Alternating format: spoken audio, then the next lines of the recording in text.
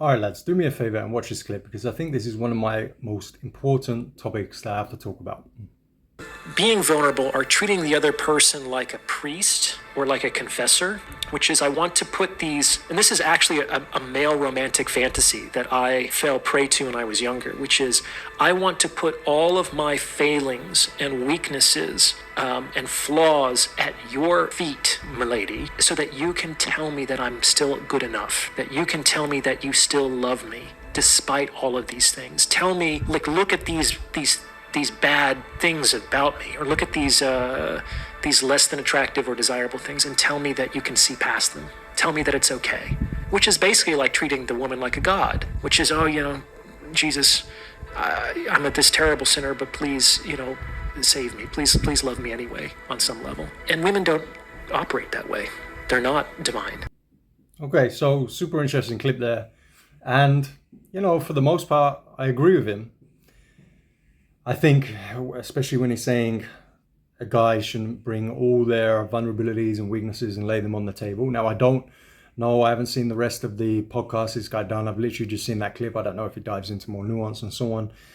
However, I think there's a couple of issues with this. And this clip does deserve some nuance, some diving into some of the details here. Because I don't think it's just black and white of don't ever talk about your problems with your missus. Like, never do that, because that's a very common message in the manosphere, red pill space. People are going to see that clip and they're going to take that and be like, okay, so then I won't be vulnerable. That's not the way women are. And there's a few things. It's like, firstly, the guy mentions what men want. This is sort of a male fantasy. This is what men want. And then he gives the example of what women want, or the way they're not wired. And so if you're going to take never being vulnerable or emotional with your woman, and you're just going to be like this stoic, put this mask on, like, there's no problems ever. Well, guess what you're doing? You're just playing again into a woman's frame. You're just doing exactly what women ideally want, right? There's zero room anymore for your own stuff, your own shit. And this is the narrative you're told. You're told to just, as a man, suck it up, deal with it.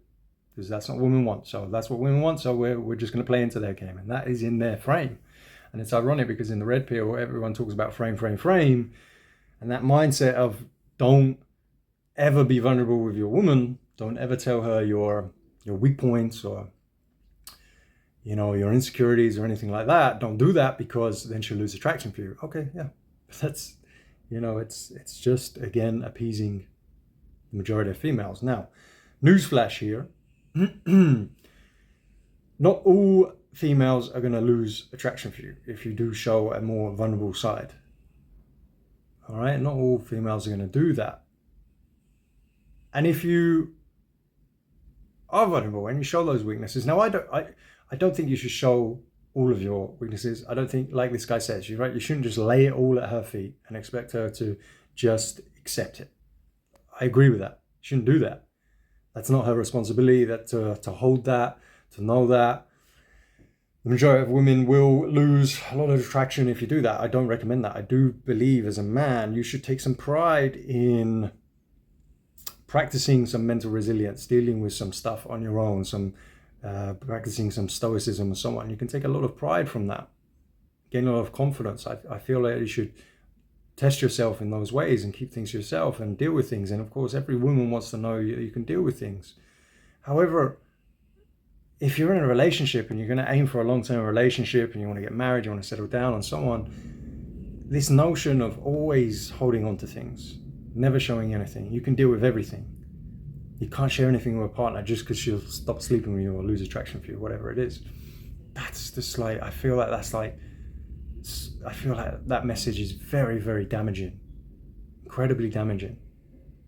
And like I said, there are women out there who even, you could be with them for 5, 6, 10 years, and then you lay something at their feet, you let them know you're weak here, vulnerable, modest, whatever it is, and yeah, they'll lose attraction for you. Guess what, guys? You don't want to be with those type of women anyway.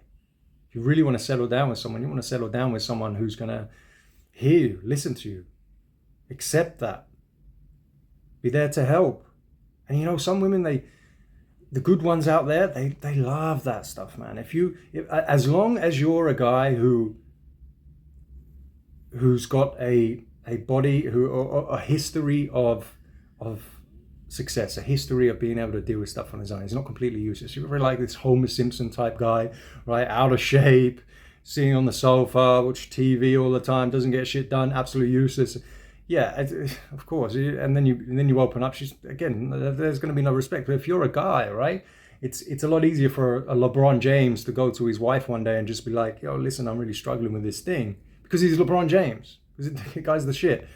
So the more competent you are as a man, actually the more you get away with. Let's say get away with.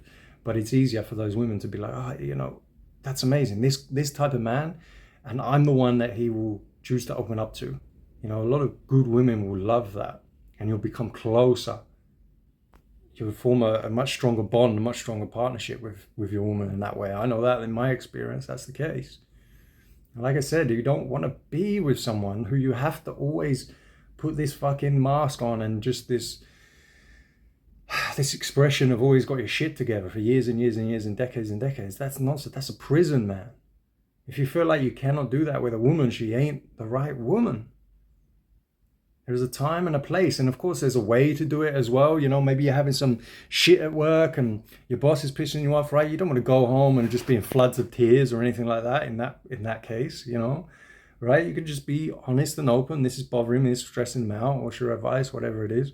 But there are times where you can be emotional and you can cry. Jesus Christ, like if a family member dies and you're super upset, of course, that's the time to cry. And if a woman loses traction for that, fuck, man, run for the hills anyway. Run for the hills. So I think, especially a lot of younger guys, and I've seen it in the red pill, they hear this stuff and it's like, okay, I just have to be like fucking Terminator, emotionless. I've always got my shit together. And in times where, brotherhood is lost and men are lonelier than ever, they have less friends than ever. So many guys, and I've done this video myself, we do have less tight connections with other men. So that's another outlet a lot of us have lost in terms of getting things off our chest. So if you're in a long-term relationship, you're going to have times, man, when you're going to be struggling with something. Now you should push it as much as you can. I think you should try and push it as much as you can as a man and try and figure something out and deal with it or whatever it is. But there comes a time where I've had times with my wife, I've just gone to her, you know what, enough, sometimes too much.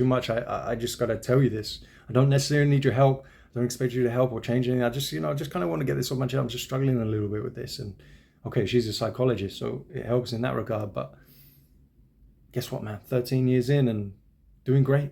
Do you know what I mean? She hasn't run away and dried up. So yeah, I think that's really important, man. Really important message. What do you guys think?